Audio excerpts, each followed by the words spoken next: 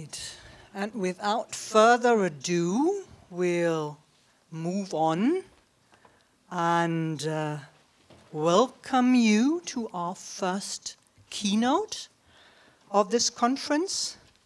Keynote lecture on the theme of technology and nation that Peter has spelled out for us again. My name is Sabine Höhler. I'm a historian of science at KTH, and it is my great pleasure to chair this session and to present our speaker, David Edgerton. I expect that for many of us, David would need no introduction. Especially those working in the field of history of technology will know David's important work on national and global history of technology. To address the complicated historical relations of technology and nation, David Edgerton was the obvious scholar for us to invite. And I am very glad also on behalf of the entire organizing team that he accepted our invitation to come to Stockholm and to share his work on technology and nation, thinking with the history of small states. David Edgerton is Hans Rausing Professor of the History of Science and Technology and Professor of Modern British History at the Department of History at King's College in London. He was the founding director of the Center for the History of Science, Technology and Medicine at Imperial College in London. And that was in the early 1990s, is that correct? And then he moved it with him to King's College in 2013. So that has been going on for some decades now. And David Edgerton's work, for those who haven't stumbled across it, focuses on the technological, industrial and military history of Britain in the 20th century and its technocratic and economic underpinnings and consequences, and also the material and global histories of technology. I'm just mentioning a few books that he published. For me, personally, very important as a doctoral student in the 90s was the book England and the Aeroplane, an essay on a militant and technological nation from 1991. I was a doctoral student became a doctoral student in 1993 and working on aviation history, and that was one book that I found was not the usual affirmative, history of technology on aviation, ballooning, heavier than air, lighter than air aviation. So I was very happy to read your work very early on in my career as a historian of science. And then there's many other books like Warfare State, Britain 1920 to 1970 from 2005. Then The Rise and Fall of the British Nation, a 20th Century History from 2018. And perhaps with the broadest reception in STS and other fields of history of science and technology is the book The Shock of the Old, Technology and Global History since 1900, published in 2006. And that, I would say, is by now a classic on the entangled temporalities of technological innovation, use and appropriation in a global historical perspective. Our conference theme, Technology and Nation, you might say, is also a bit of a shock of the old. It has been such a long-standing topic in the history of technology that it might seem outdated to some. But then again, the nation is paradoxically gaining new importance with global changes and resource geopolitics. In a globalized world, we see increasing nationalism, protectionist moves regarding resources, energy, and population. Just look at the recent EU elections that we just had this weekend. David Edgerton's work has been crucial to examine the national, transnational, and global claims that are made about or through technology. So how can we revisit the relations of technology and nation? David, in his talk today, approaches the topic by scrutinizing small states with regard to technological innovation, development, and also emulation. I believe that this will be a comment also on the global in what is commonly perceived as global history. And with that said, David, the floor is yours. We will have 1 hour in total for this session, and depends on how long you will speak. I think we might have some time for questions at the end. So it's until 3 o'clock that we have time to discuss this topic. Very welcome, David.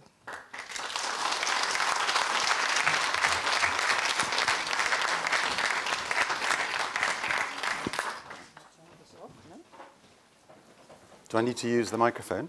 If people don't hear you in the hall, I have some. I prefer to speak without the microphone. Thank you. Thank you, Sabine, for that very kind introduction.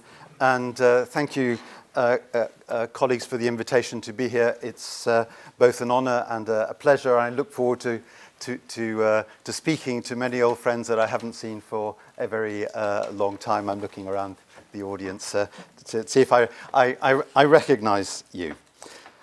Please also accept my apologies that I won't be able to address you in Swedish or any other Scandinavian language. I am embarrassed by this, but we all understand the realities, and I'm grateful to you for allowing me to speak in my native language. Now, my theme today is thinking with the history of small states and indeed small places. And some of these small states and small places are remarkable in the history of innovation in knowledge.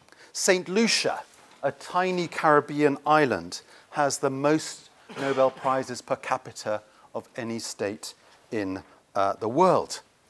You may know that Sweden, Norway, and Denmark are in the top 10 in the per capita league.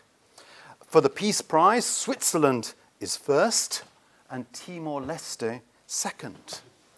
In economics and in literature, it's the already mentioned St. Lucia. For both physics and chemistry, the list is headed by Switzerland. And in medicine, many of you here will be pleased to know, Sweden is at the top, but closely followed by Denmark and Switzerland. There's a trend here, is there not? Now, Anna mentioned that you are inaugurating a prize in the history of technology and science. But imagine if there were a Nobel Prize in the history of technology and science. A Nordic country would surely come top of that league table. And perhaps that is precisely the reason why we don't have a Nobel in the history of technology and science. It would not look good to have Svante Lindqvist receiving the first one, would it? He would surely advise the grateful king that it should not be a Nobel Prize.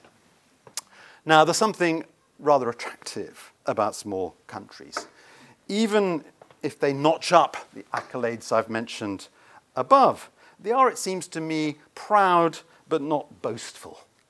And I say that as a citizen of a small country, not the United Kingdom, but Uruguay, a country without a Nobel Prize yet, alas, but tops the World League table in per capita success in World Cup football. Much more important, I think you'll agree. It has an excellent record in the invention of card games in the 20th century. It is the origin of the game of canasta, which used once to be fashionable. And it is perhaps, as claimed by former President Pepe Mujica, the home of social democracy, perhaps a controversial claim in Scandinavia. The small was beautiful was well captured by Albert Einstein, who, as a global celebrity, visited Argentina, Uruguay, and Brazil in 1925. He arrived in Uruguay from Argentina and reflected in a contemporary note. In Uruguay, I was met with genuine cordiality like seldom before in my life. There I encountered love of one's soil without any kind of megalomania. The implied contrast was with Argentina and, of course, with Germany. He called Uruguay a happy little country with model social institutions, mother and child protection, care for old people and illegitimate children, 8-hour workday, day of rest. Very liberal, state completely separated from church. Pepe Mujica was perhaps right. See. He found Montevideo much more human and enjoyable than Buenos Aires, to which the smaller dimensions of the country and the city contributed, of course. The people simply remind one of the Swiss and the Dutch, modest and natural. The devil take large countries with their fads. I would cut them up into smaller ones if I had the power to do so. Now, it's worth recalling that at the time of his greatest creativity, Einstein was a Swiss citizen. Now, we all have in our power to study small countries and indeed to cut up large countries in our historical imaginations. And I want to suggest that thinking with small countries and cutting up big ones is a very useful way of understanding the relations between innovation and the nation and the material relations between countries. In the lecture, I would use what I take to be this powerful method to examine the role of state and nation in shaping new techniques in the 20th century and to explore the complex relations between the national and the global in the development of nations and the global economy. It will lead me to reflect on the vital importance of imitation and emulation of technique in both national and global history, a point which I shall argue is obvious to citizens and historians of small countries, but which perhaps needs making for those who conflate global history with their own. My aim is to suggest how we may properly put the material and innovation in material into both national and global history. Perhaps, dare I say it, those from small countries are the ones that can really take on this task. Perhaps. But I'd like to think that the originator of this method of thinking with small states is actually from the United States of America, not a small country. He's a writer best known for a children's book, Charlotte's Web. In 1933, E.B. White wrote a short story in The New Yorker called The Supremacy of Uruguay, in which he parodied contemporary ideas about airplanes being used to take over the world. And he did so by giving something like the supposed superpower of aviation to small Uruguay. He had, in his story, a Uruguayan hotel clerk called Martín Casablanca invent the idea of using, quote, a war machine unique in military history, a radio-controlled plane carrying an electric phonograph with a retractable, streamlined horn. Now, why? Well, Casablanca was attending a hotel clerks convention in the United States, had noted the strange effect of the line, "Thanks for the unforgettable nights I can never replace," in a popular song. He weaponizes this song and this phrase by getting Uruguay's loudest tenor to sing it and records it. And he broadcasts this song from an airplane. Uruguay, using this radio-controlled airplane with its electric phonograph and this magic song, conquers the world and leaves everyone blissfully happy. Unfortunately, this wonderful state of affairs is destroyed by the descendants, he says, of some American idiots who grew up and regained their senses. And this led to wars which crushed Uruguay and destroyed mankind without a trace.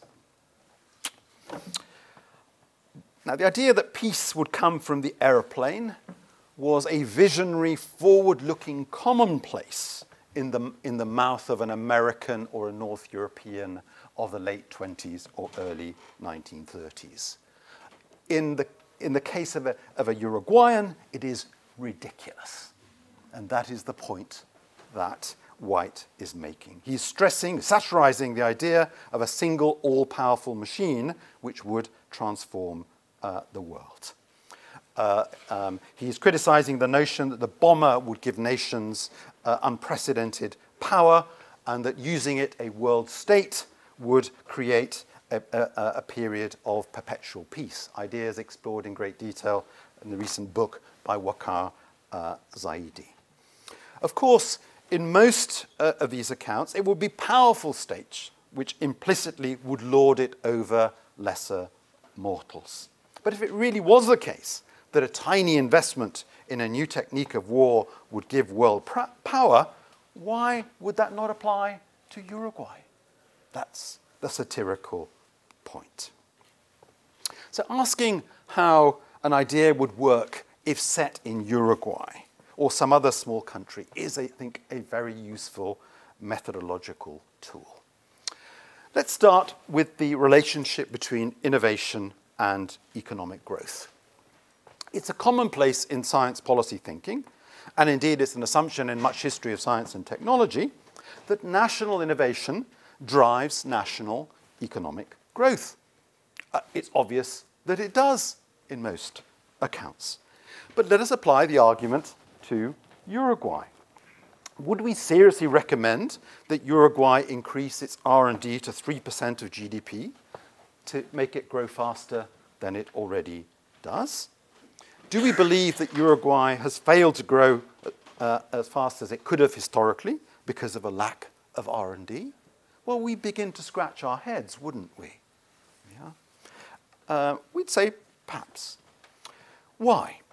Well, because very quickly we'd stop thinking abstractly and get concrete. We might recognize that Uruguay is largely arable and has one large city. So we would ask the question, what is the possibility of Montevideo with 1.4 million people driving the growth of Uruguay? Is Montevideo similar to Stockholm, a slightly smaller population? These questions would immediately spring to mind, as indeed would many other very obvious questions. And some deeper ones would also quickly emerge. In small countries like Uruguay, it is obvious that most of its material constitution had origins overseas. No one would seriously believe that a small country could or should be self-sufficient in novelties. For a small country, therefore, it's obvious that most of its growth, most of its change, transformation, will be driven by innovations from overseas. Therefore, national innovation is unlikely to be the major determinant of growth. Now, we can use the same method by breaking up large countries. Would we expect increasing innovation in the city of Birmingham in the United Kingdom to increase the rate of growth of Birmingham linearly? No, because we would recognize, as in the case of Uruguay, that Birmingham depends on the rest of the United Kingdom, indeed the world, for its innovations, and because we would not be surprised or even be disappointed if Birmingham innovations were exploited in Manchester rather than in Birmingham. It becomes obvious, does it not, once one thinks about it. So to assume that national innovation will determine national growth is an absurdity when viewed from a small country perspective or a broken up country perspective. Now, it's much less obvious for larger countries like the United Kingdom or Germany or Italy. But we only have to look at empirics. There is, in fact, an inverse correlation between national investments in R&D as a proportion of of GDP and national rates of economic growth. This is the great untold truth of science policy studies. It was first observed in the 1960s, and it continues to be the case. And once we're alert to the small country case, we understand why. For most countries, not just the smallest, the main source of innovation is overseas. It's not national innovation. In the 20th century, the great exception is the United States in mid-century. It accounted for half the world economy and more than half the world's innovations. Other countries lived in a world dominated by the United States and its innovation. Now, compared to that mid-20th century period, we have all been living in small countries. And today, we all live in small countries, unless we live in the United States, China, or if we take the EU as a collectivity. Size matters, but we obscure it. Indeed, we do it systematically by measuring not in absolute terms, but in per capita terms, as a percent of GDP terms, as in the case of R&D. It's curious that we rarely think of R&D or indeed of genius in absolute terms. But what's important about US innovation in mid-20th century is not its intensity relative to R&D or population, but its sheer scale. That is what matters. St. Lucia will never dominate world poetry or indeed academic economics, nor will Switzerland create world peace by having lots of Nobel Peace Prizes per capita. So any serious policy, any serious practice in innovation needs to understand the scale of innovation elsewhere. Now, I don't want to get into this here, but in the United Kingdom at least, innovation policy is discussed as if the United Kingdom were the world in microcosm, as if it were very, very big. It's a very serious error. It seems that at best, in the United Kingdom, we think of the country as being a small United States, though it is in fact much more like a big Canada. And this really matters when we think about innovation. What are the key points that are obvious, just to recapitulate in thinking about small countries? First, that most of what we will in practice use will come from an innovation elsewhere, whether we buy it, make it ourselves, or modify it. If we ourselves innovate, we will have to recognize that we're innovating in a world where the great majority of innovation will be happening elsewhere. There will be a balance, therefore, between innovation and imitation, which will be something we will be acutely aware of. And raises the question, why innovate when you can imitate? And it's a powerful, important question that we very rarely ask in the history of science and tech and in science policy studies.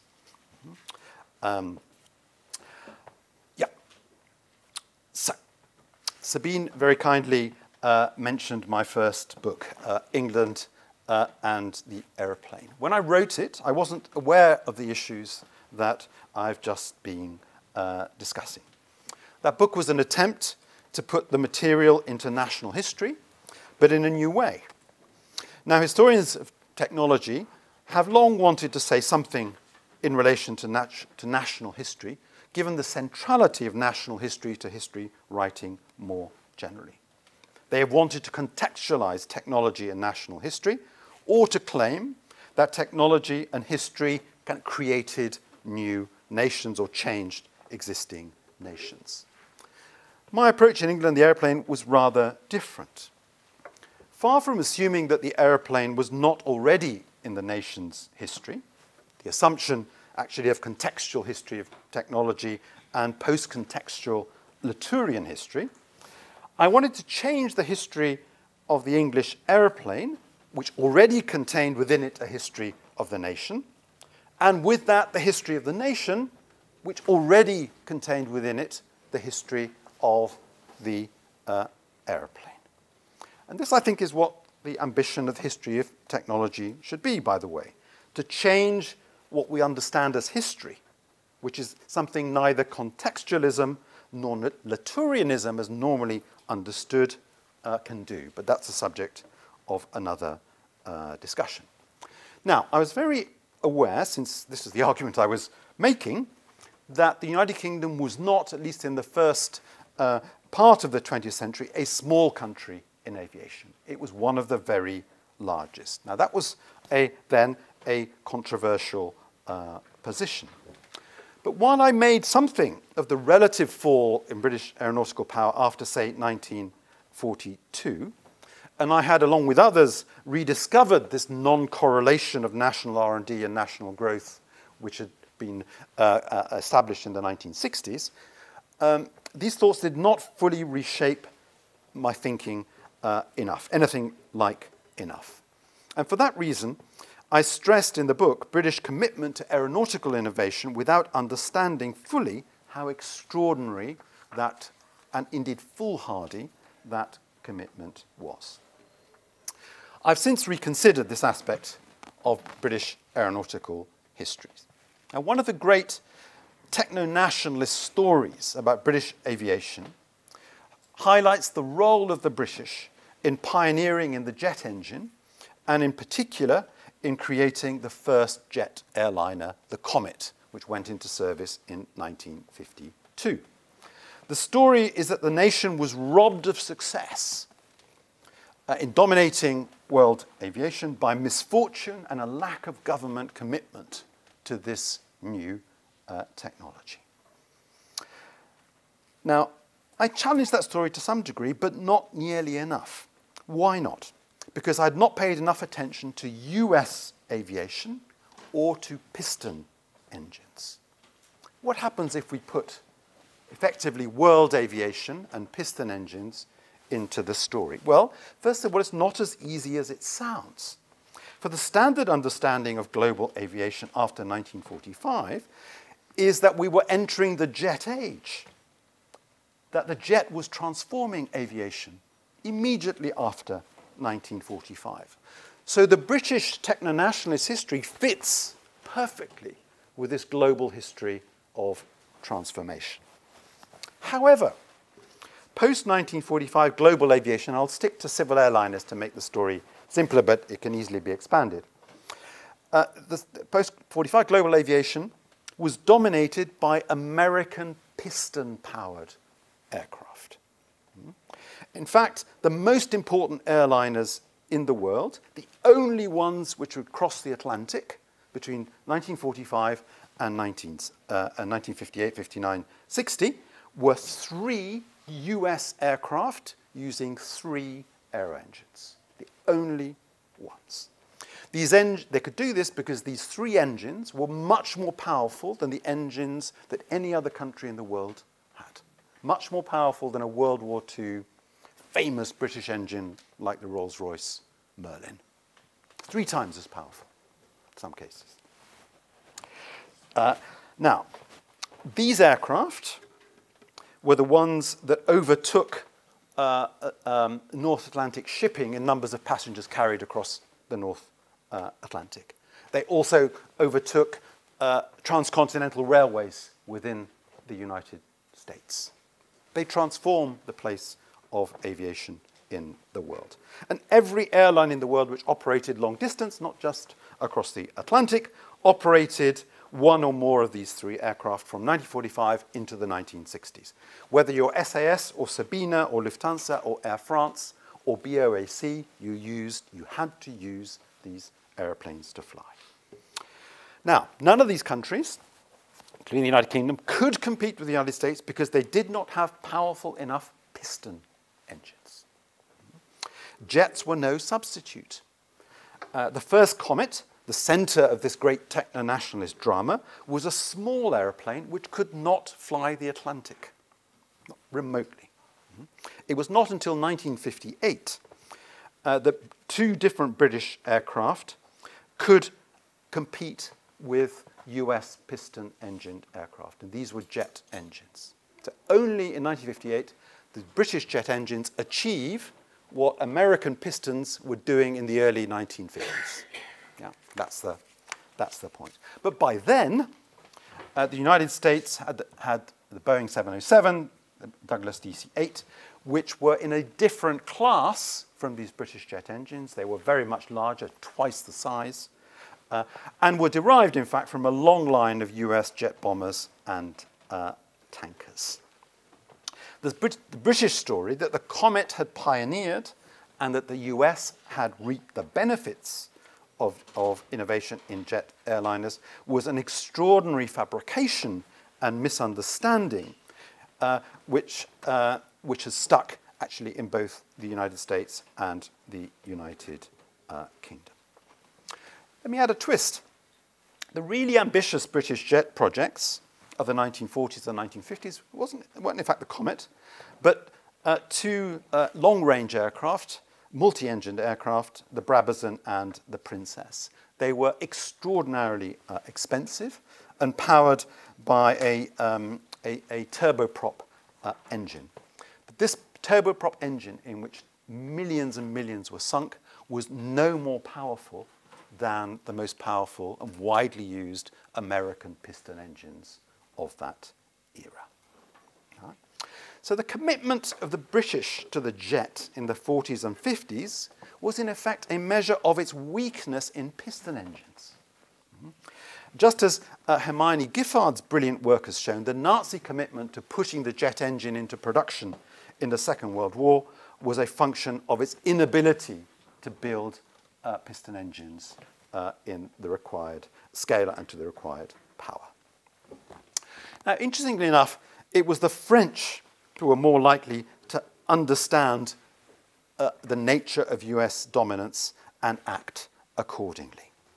They bought large US engines for their post-war piston aircraft, although they weren't hugely successful.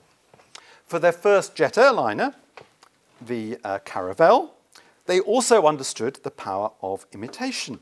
They used British jet engines at first, later American ones, and the cockpit design of the Comet. And the resulting Caravelle was much more successful than the Comet ever was.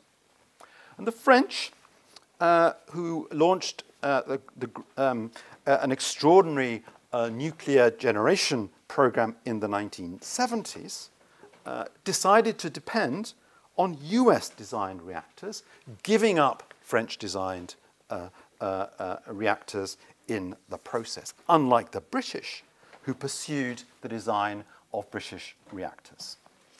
Our image, actually, of a nationalistic France and a liberal Britain is, in fact, profoundly misleading, it seems to me, at least in regard to technology. Now, what do I conclude from all of this? That the writing of the history of technology, or the history of the material and the nation, must include much more than the innovation of the nation itself. Any decent history of technology in the nation needs to consider global technology, who controls it, and the relations of that nation to the rest of the world. And I think this would be completely and utterly obvious to a Uruguayan and deeply obscure to a Briton. And that is my fundamental thesis. Now, if in some historical writing the national is conflated with the global, sometimes, as in the United States in the mid-20th century, with reason, then the global is conflated with particular national stories. It's also very obviously the case that global histories are saturated with a particular account of the material. At the core of many is a story of world shrinking by selected novel techniques of communication. At the same time, technology and its history is discussed in an implicitly global frame. Global technology is often summed up as a recurring cycle of technical revolutions, represented by trinities of inventions supplanting each other in time. Think of the theories of long waves of innovation and other near-Schumpeterian innovation-centric notions. And these arguments reduce the history of the material to the history of selected novelties, certainly not all novelties. To those novelties, indeed, which have been granted revolutionary transformative powers at a time near their introduction. Now, this kind of thinking is deeply ingrained in many academic histories of technology. And a very good example would be the one I gave a moment ago, the idea that world aviation was transformed by the jet engine immediately after 1945. Now, there has been a revolution underway in our thinking about technology, launched by Svante Lindqvist in a paper published 30 years ago. But my goodness, is that a slow revolution, one which is always in danger of being extinguished by reactionary and conventional arguments. Now, there are, of course, other variants of global histories with particular and different emphases on the question of the material. The dependency theory accounts of the 1960s and 1970s might be a case in point. And these, of course, stress differences between centre and periphery and argue for, quotes, the development of development. Some of us have abandoned the use of the term technology as an analytical category and want to write instead about material constitutions and innovations in material constitutions, which obviously includes all sorts of things not considered technology, and which certainly includes the loosely and unhelpfully called non-Western or indigenous technologies. The consequences for our understanding of breaking out of these frameworks of both global history and of the history of global technology is profound.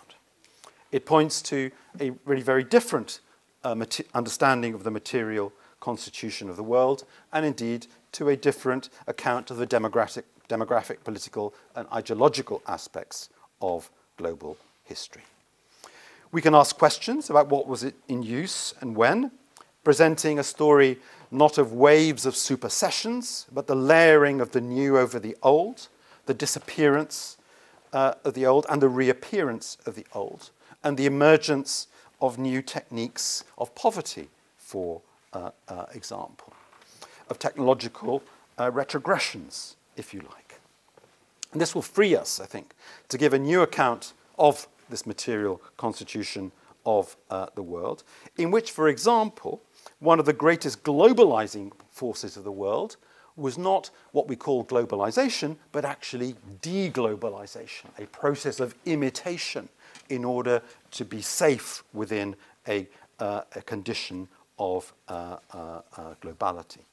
And if I can recommend a book to you that's just come out in French, it will be out in English in October. It is my former colleague Jean-Baptiste Frezos's book called More and More and More, which is an extraordinary, revolutionary history of energy, which I think will have profound implications for how we think about the future of energy supply. So, how can a small country or small non-national space, the broken up country perspective, help us to rethink global material history and indeed global history more generally? Well, it's obvious from the small country case that what matters for most places, most of the time, is imitation and not local innovation. In the case of Uruguay, once a relatively very rich country, this is spectacularly obvious. With moderate good fortune, a southern Spaniard or Italian would have multiplied his or her income many times over by moving to the River Plate in the first half of the 20th century. Today, incidentally, the reverse would be true. The children of emigrants from Basilicata returning to the land of their grandparents would on average have a higher average income. But Uruguay was wealthy, extremely wealthy, not obviously because of Uruguayan technique. Indeed, in Uruguay, the evidence of importation of machines was everywhere. Most obvious until really quite recently were old cars still on the road. The odd Hudson of the 1940s, a Ford Model A from the 1930s, or a Ford Popular from the 1940s on the streets. Many 50s Ford and Chevrolet light trucks. In Fray Bentos on the river Uruguay, one finds the nearly untouched remains of a gigantic meatworks built between the 1860s and the 1920s, one of the last remaining Chicago meatpacking works in the world. Now a UNESCO World Heritage Site, and I encourage you to visit it. And it's not only that. The animals are the descendants of European, particularly British cattle, say Hereford cattle. And of course, the majority of the population originated overseas. As a result, one might think of this as an extreme case, but it is, I think, a suggestive one. Now, as it happens, the imitativeness of Uruguay and South America has been the subject of much criticism for a long time. When the Uruguayan writer on football, amongst other things, Eduardo Galeano, wrote, "The goddess technology does not speak Spanish," he meant the Hispanic world did not invent, and that was a very bad thing. In fact, it's notorious in Spain that a well-known literary intellectual, Miguel de Unamuno, declared, "Let them invent. We will retain our Hispanishness. Let them get on with this ghastly modern stuff." But this is a source of criticism now. V.S. Naipaul, a Trinidadian novelist, traveled to Buenos Aires in the 1970s. And the city, he said, was new and imported almost whole. That its metropolitan life is an illusion, a colonial mimicry, that it feeds on other countries and is itself sterile. Indeed, he said, to be European in Argentina was to be colonial in the most damaging way. It was to be parasitic. It was to claim, as the white communities of the Caribbean colonies claimed, the achievements and superiority of Europe as one's own. It was to ask less of oneself, to accept second-ratedness. In other words, the peripheries were poor simulacra of vibrant creative centers. Imitation, mimicry is what happens in developing countries, in special cases of places left behind the times. And indeed, it is very easy to see imitation as a negative phenomenon, as exemplified in globalization through the diffusion of Coca-Cola or football or TikTok or whatever it might be. We look down on that kind of globalization. Now, despite this intense dislike of imitation by dependency theorists or intellectuals like Naipaul, it remains a powerful feature of writing on global history of technology today, although much of the literature will consider itself critical of dependency theory and indeed of intellectuals like Naipaul, who has a very, very poor reputation today. Today, historians want to find innovation everywhere, agency, and reject imitation as deficient, as backward, as problematic. They say, against Galeano and Naipaul, that some place, like Uruguay or any other place, is not just a recipient or imitator or mimic, but a creator. Yeah, that's a dominant argument in the history of global technology. But there's a straw person at the heart of this analysis, and that is that we have a global history of technology which is supposedly diffusionist and that must be criticized. You can't open a journal in the history of technology without finding a critique of diffusionism. Now, that critique of diffusionism is bunk at many different levels. And I don't want to go into this here, but I will say this. Were diffusionism the problem, it would not be the main problem in our understanding of the history of the material in general. Not least of those problems is the focus on innovation in our accounts, which the supposed anti-diffusionists themselves exemplify. Like Naipaul and Galliano, they associate the center with innovation and want to make the rest of the world innovative as well. But the problem is this. The Galliano and Naipaul arguments do not, it seems to me, disrespect the periphery, which is what they're accused of doing, effectively, but they flatter the center. They flatter the center. We have to turn the story around. It's absurd to characterize the center. I mean, what did Naipaul have in mind? The University of Oxford, perhaps? What was this center where everybody was creative and believed properly that they were the creators of the modern world? What was it? It's absurd to characterize whole countries of the center as being made up of makers, doers, creators, inventors. That's to say, Naipaul's withering descriptions of the periphery are actually descriptions of most places in the world, most places in the center as well. Yeah? We people of the center,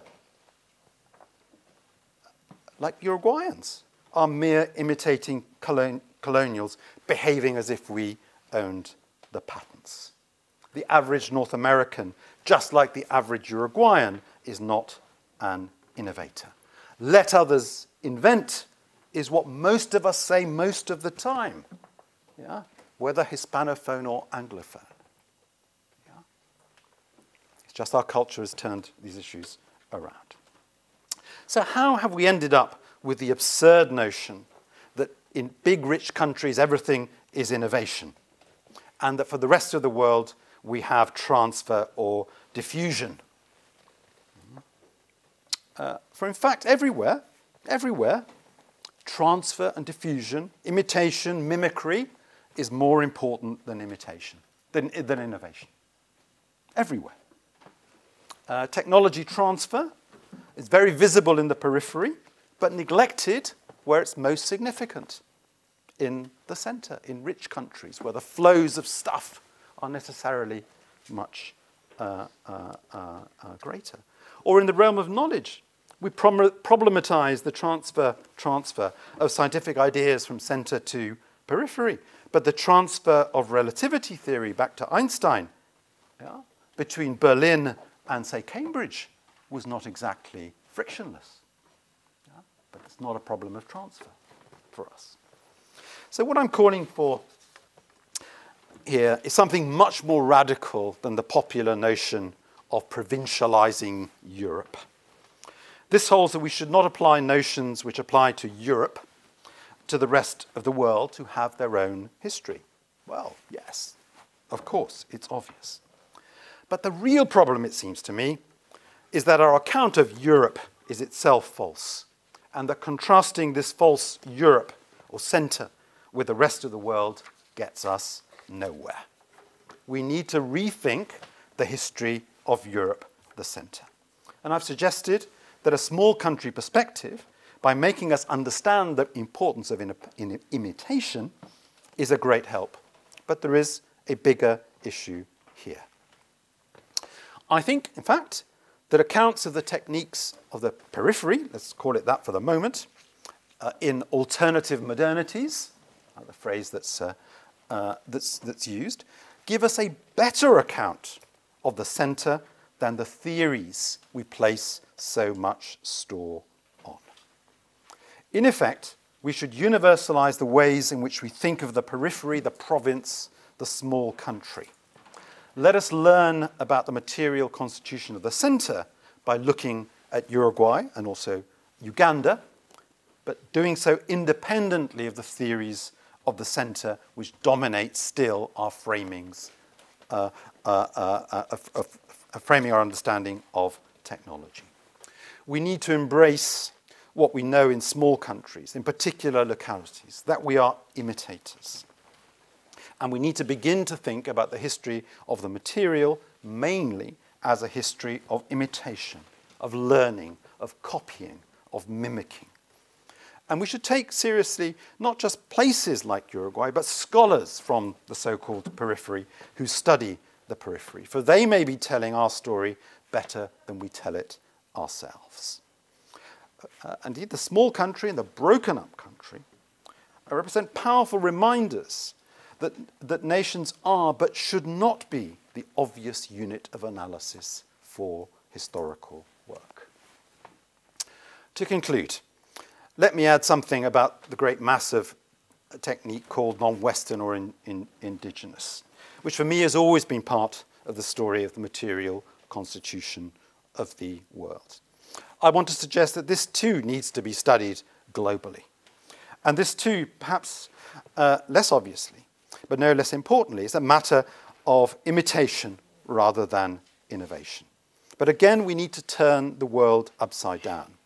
We need to consider that this other of modern technology, the traditional, the indigenous, the non-Western, may give us a better picture of the material constitution of the whole world than the picture generated by that terrible intellectual's confection, technology.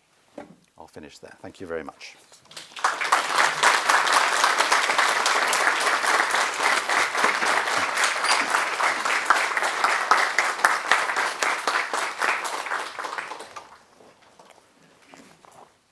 Well, I've left some time for questions, so you can throw brickbats at me. We do have a bit of time for questions, but first, thank you very much. This is that was fantastic. Really toppling, turning our world upside down. Perhaps a post-colonial history. I'm still a bit puzzled what this will be and why you are questioning the critique of diffusionist theory. So that in itself seems to me something that I would want to ask back about. Yes. But as I'm here and basically taking your questions, that is what I'm doing. So if anyone wants to go first and put a question or comment to David Edgerton, Per Axelius. Per Axelius from KTH. A wonderful talk, really. But I wonder if there's perhaps one notion missing, and that is the term complexity. I think once upon a time it was perhaps possible for some nations to, develop all their technologies that they needed domestically. But over time, some technologies have grown so complex that it's like impossible nowadays, even for a country like the United States, to really develop everything at home, right? So, and I wonder if the implication for your analysis of this development is that perhaps the very notion of large countries is becoming obsolete these days. Yes, that's a very interesting observation, and actually aviation provides a very nice example that the great civil airlines that developed by Boeing are not in fact developed entirely by Boeing at all. So a big chunk of the wing is designed and built in Japan, for example. Funnily enough, in an old Mitsubishi factory which once made the Zero fighter. Extraordinary factoid. And same story with engines. And of course, if we think about electronics, your point becomes even more obvious. So yes, I think there's indeed a lot to be said for that. But more generally, I suppose I'd say that actually we don't have a good enough account to answer your question in general terms. I can make these observations about the present. But what was really happening at the beginning of the 20th century, we don't really know. I think it would be fair to say. Yeah. I'm handing the mic to Anna Svensson, and if you can be so kind, pass this. Thank you very much. My name is Anna Svensson at Uppsala University. I was wondering if you think there's something to reclaim, like if we could use historical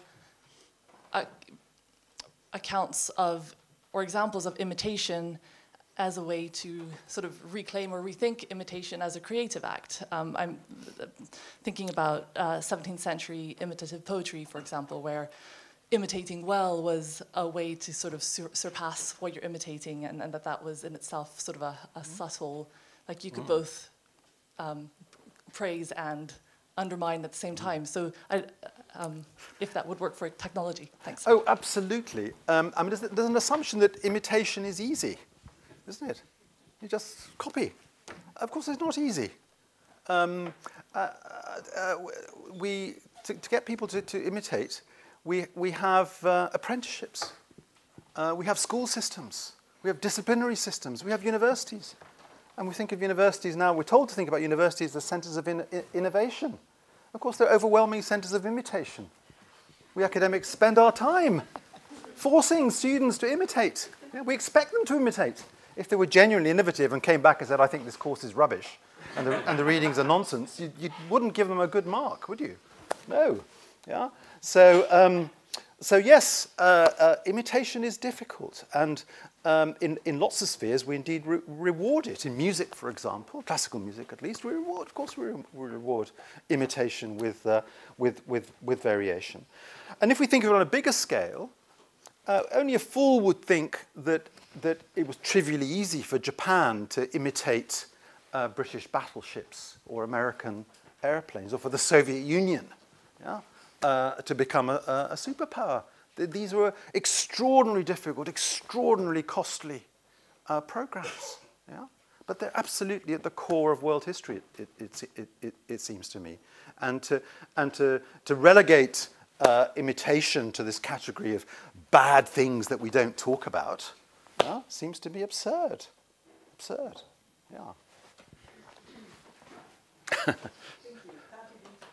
So Kati Lindström from KTH again, here. There you are, yes. So as a person from a very small country, I think it's all very obvious that you're telling me. Of course, we should look at the world from a point of view of small countries. But I was wondering, first, in your book, Shock of the Old, you use the term creolization. Yeah. And what is the advantage of using imitation ahead of creolization, as I would think that this is a more, because you talk about adaptation and use and maintenance as very important parts of technology, and wouldn't then creolization be a more adequate term instead of imitation? And on the other hand, if you now flatten the center in a say that's saying that most people are useless everywhere, does it not then also flatter the power dynamics? Because it is also obvious from the small country perspective that if you have these two persons who innovate in your country, their innovations will never be adapted for use, because there are people in the centers who innovate and whose innovations will be used because they have the power. So I was wondering, doesn't your perspective obscure the power dynamics between the innovations in different parts of the world? I don't think it obscures them. I think it raises that question. What are the power dynamics in innovation? It precisely raises that question. And it's important to remember, for example, in the case of dependency theories, they in fact argued that there were local innovations, but they were crushed by the import of American technology or whatever. So I want to highlight those issues. I really want to ask the question, where is innovation? Who are the innovators? Who has the power? Yeah? And we're not asking those questions, partly because we want to all be innovators. Yeah?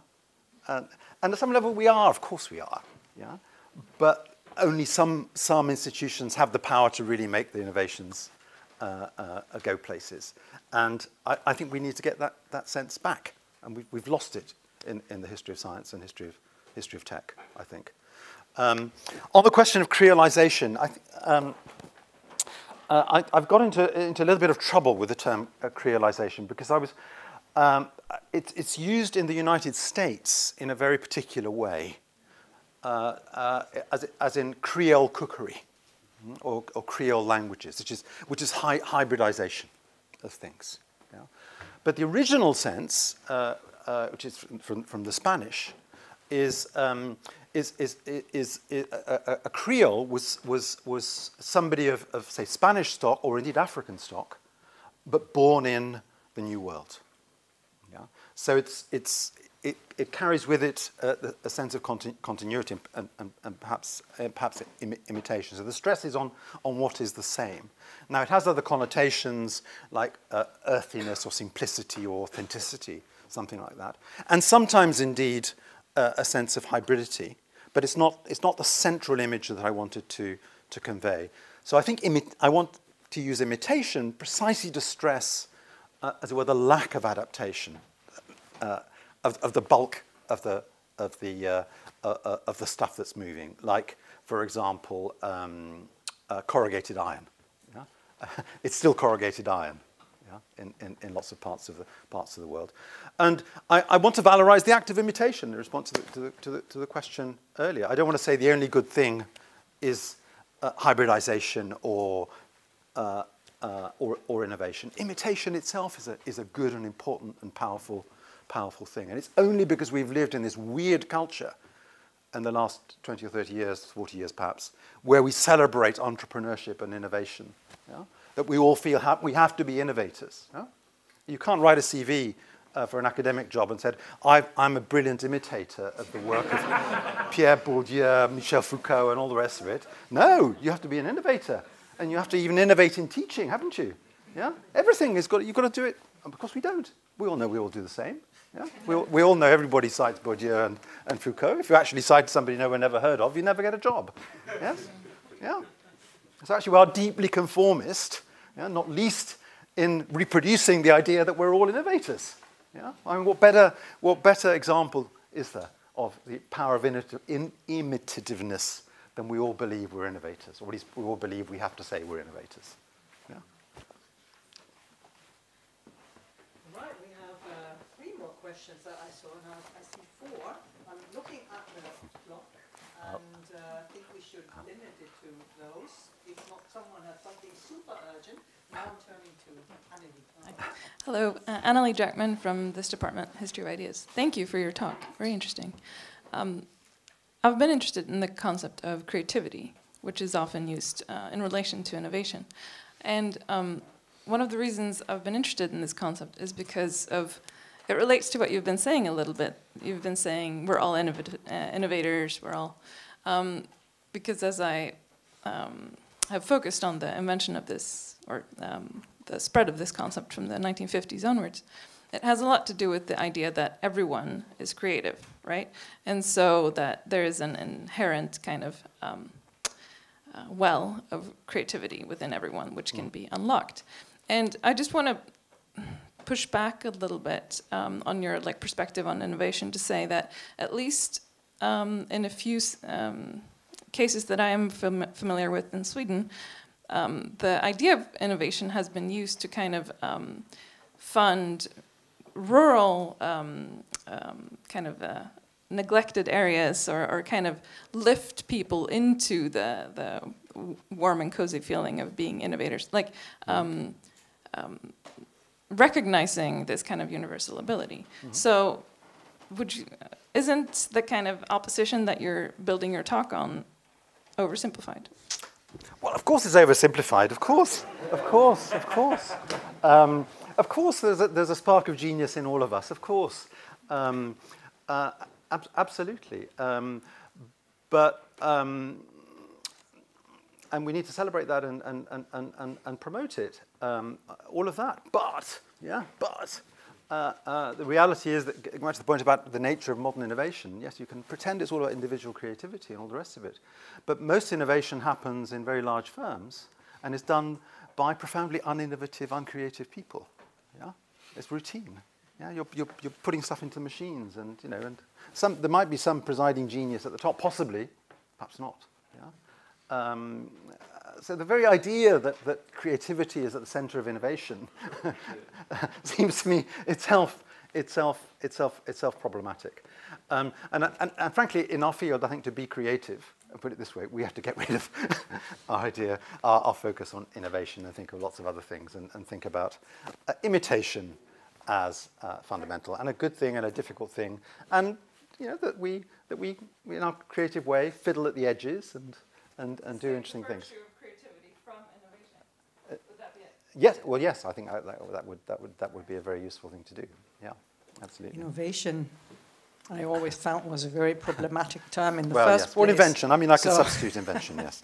Yeah. We have a cluster of questions here. I'm looking at the three of you, and it was you who was first. Can you say your name and affiliation? Yes, of course. Aske Nielsen, Friedrich Alexander Universitet, Erlangen-Nürnberg. Thank you for a very, very interesting and also stimulating, also for my presentation later, I think, presentation. I'll just make it a short question. What do you define as small in this context? I was thinking of the case of Luxembourg. To Uruguay is huge compared to Luxembourg. Yeah. So what is, and of course we can all agree, the US is big, Russia is big, China is big. Luxembourg is very small, so on. But are we then, I mean, we like to think of us also in a Nordic country context as small, but maybe we are the average. Yeah. I mean, what does that do? What does that do to the question of what are the unique qualities of this smallness? Yeah. Thank you. Well, of course, my point is that what we take to be the unique qualities of smallness are in fact not unique to smallness. They stretch right up. But simple answer: anything up to 10 million, or say I take small. So I'm certainly including Scandinavia. Uruguay is 3 million. So it's roughly the size of the average Scandinavian country. Put it that way, or Nordic country. Well, then Sweden is banging right on not being small. Sweden is banging on not being small, indeed. But my argument doesn't depend on where I draw the line. Yeah? Because my argument is the United Kingdom is small. Yeah, we should think of it as a small country. Yeah. Yeah, also from my end, thank you so much for this interesting talk. Siegfried Evers, currently at Chalmers. What is to you, can you innovate by imitating something? So you, for instance, bring up the example of France taking over American nuclear technology. That's also what my research is about. And I've seen, for instance, that, okay, the French, they took these plans from the US, but they were critically almost instantly, and they wanted to sort of change things, another steam generator here, another sort of vessel there, and a completely different thing all in the end. Yeah. So where would you then say where stops the innovation and where does the imitation start, or the other way around? I mean, I wouldn't a priori. I think it's of course it's obvious that happens, yes, and we have to understand that. But I don't think a definitional answer will get us anywhere. We just have to understand that any replication involves some change, of a material. Or it could be a radical change. It could be a trivial change. But we have to be able to grasp these issues, and it's not a definitional question. Yeah. I guess I have the last one, right? Maria Rentegi from Friedrich Alexander University. You got me thinking, David, and I think you got the same for everyone. What I'm thinking is that if you really want to undermine this transfer model of technology transfer, right? The word that you should focus on is not imitation, but you have a more powerful word in what you actually presented before, and this is mimic. Because if you go back to the etymology of this work, it's from ancient Greeks, it's a very powerful way to represent something that is written with your body language. This is what mimic means in the ancient world. And so this means that you are creative from the start. right? Because you need a different medium, right? It's not the language anymore. You need the body, your own body, in order to do this. And I was thinking mimic is more powerful than imitation. It's even more powerful than innovation.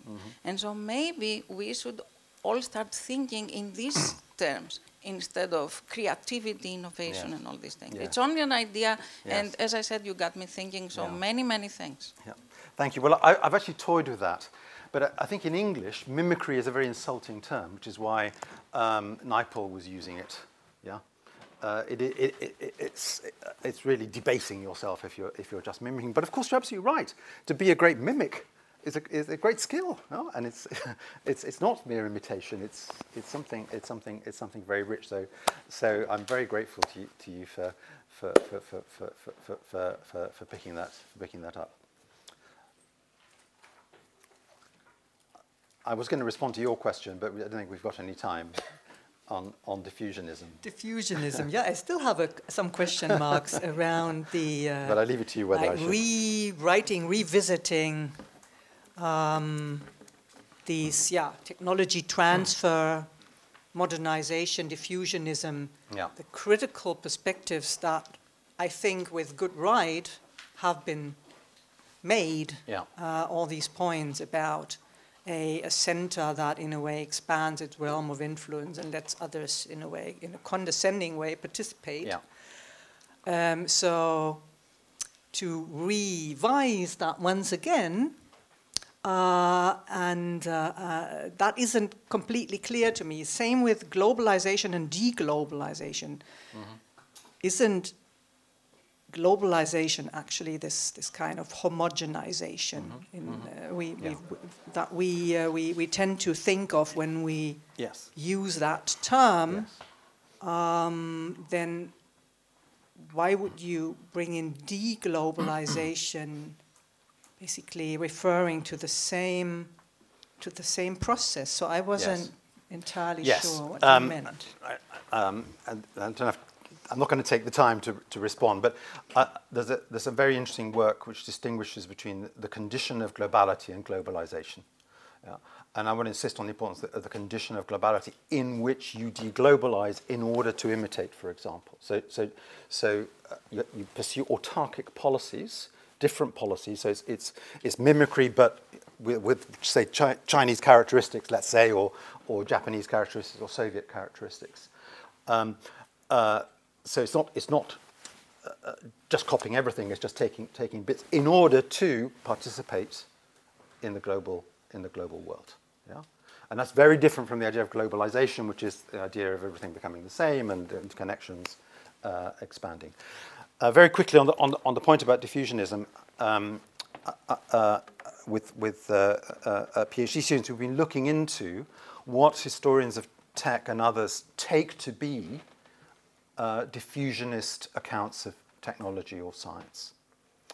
And the truth is, they don't exist. People always cite George Basala, a short paper from 1967, which is not about technology, not diffusionist. In any case, a very short paper in a popular journal. Or Daniel Hedrick, who is most definitely not a diffusionist. So it's a straw person. That diffusionist account doesn't exist, but it's been made to exist in order to make an argument for anti-diffusionist arguments. Now, why does the term diffusionism? I mean, there was a critique of diffusionism explicitly by the dependency theory people, but dependency theorists are themselves seen as diffusionists, which is idiotic. So there's a serious problem of lack of understanding of previous studies of technology in world history in that literature. So I would caution people against believing that there is in fact a diffusionist account out there that we are only now challenging. I think that's profoundly wrong. Well, thank you so much. That was really provocative and started us off on our conference here on technology and nation, but also many adjacent fields. It has given us a lot to think about. Thank you for this. Thanks for sharing your thoughts. We now have a fika that is half an hour outside, and it's on 2 levels. If I've understood correctly, it's in the hall where we came in, but also 1 level up, 1 floor up, where there's a kitchen space. So so both offer coffee and a lot of sweet and salty stuff. Thank you so much. Thank you.